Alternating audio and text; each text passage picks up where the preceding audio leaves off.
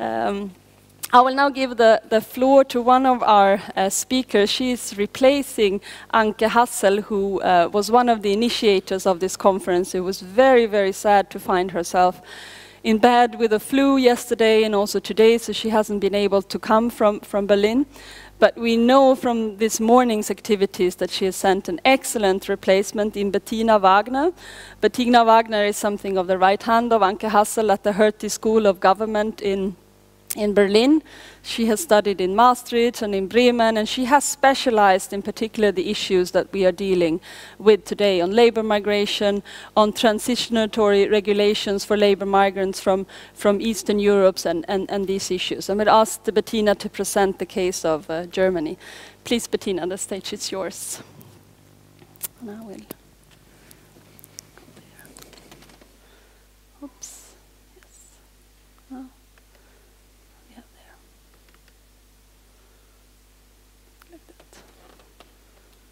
Like this? Yes. Yes. Thank you very much. First of all, good afternoon. I'm very happy to be here to present you the German case and the German experiences with low-wage migration. As you can see from my first figure, and I'm going to refer to this specific word that you just heard in Swedish, to posting. Germany is the main destination country on a European perspective with regard to posting. The posted workers are the workers when a company is subcontracting to another company which is coming from abroad, and for the purpose to fulfill this task, this company from abroad is posting their own workers. What you see here is that Germany is the destination country, especially for EU 12 member states. That means the member states that entered the European Union after 2004. Why is that so, we asked ourselves. So, sorry. It's not, oh, yeah, it is, okay. What are the drivers for this extensive use of posted workers to Germany? First of all, what we find is that, of course, a proximity to the so-called low-wage countries might be one of the causes, referring to Poland. And what you can also see is that many of the workers, the posted workers, are coming from Poland. Second, there is a history of labor postings from Eastern Europe.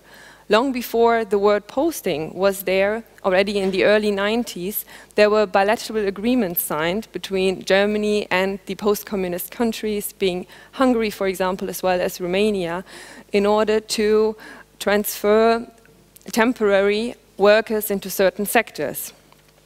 Another reason that we found is that at present there is a very weak regulation of outsourcing in Germany.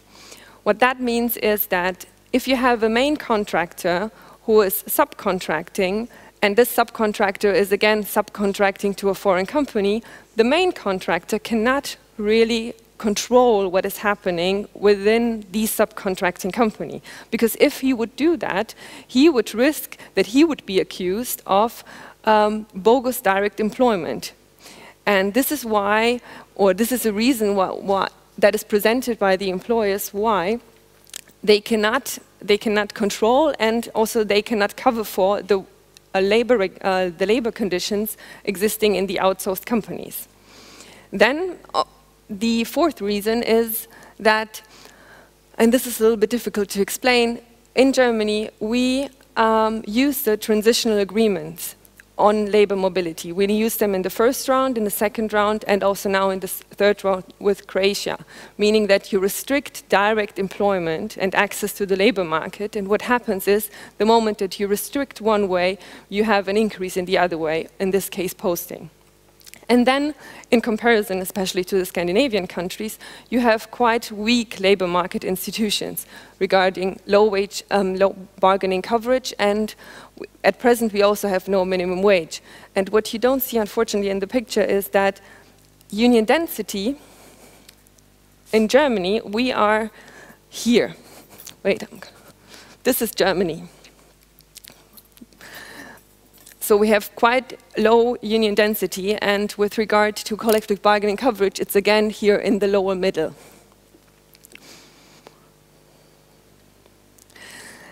further challenges that we face in order to tackle posted work and also low-wage migration in general is that in comparison to many other countries, in Germany, you don't have a labor inspectorate.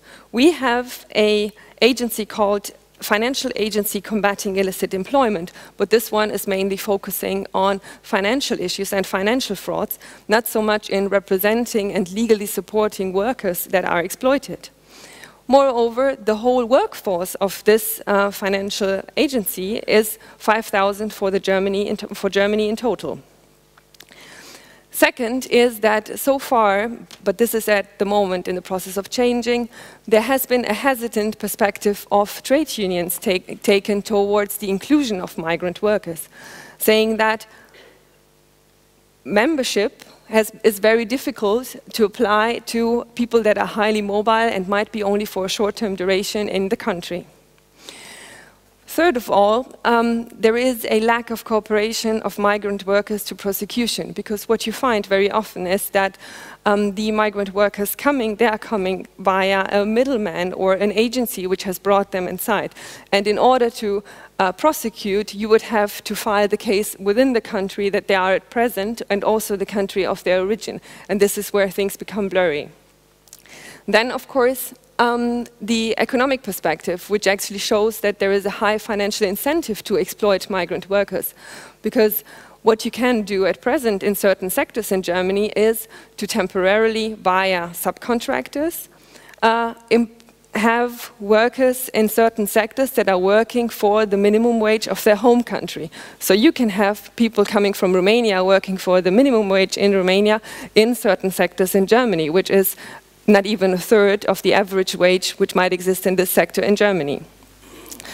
The fifth challenge is the general dualization of the workforce, which refers to an increase of work councils replacing trade unions, but also refers to the general tendency that you have insiders and outsiders in the labor market, where the share of outsiders is increasing, while the share of insiders is decreasing. Insiders being people having an unlimited work contract in the country, but what you have in Germany is that an increase in temporary contracts and also in sectors that are not covered by trade unions. At the same time, you have an increasing demand for migrant labor due to demographic change. And here I will just drop one word, and I think you will all know what I mean. It's the care sector, where you have an increased demand for care workers that cannot be tackled at the national level, in Germany at least. And overall, very insufficient law enforcement and prosecution. And this again links back to the first point that I was making, that we don't have a labor inspectorate, and that's why it is very difficult to actually enforce the existing laws and the existing regulation, no matter how strong they are. Thank you very much.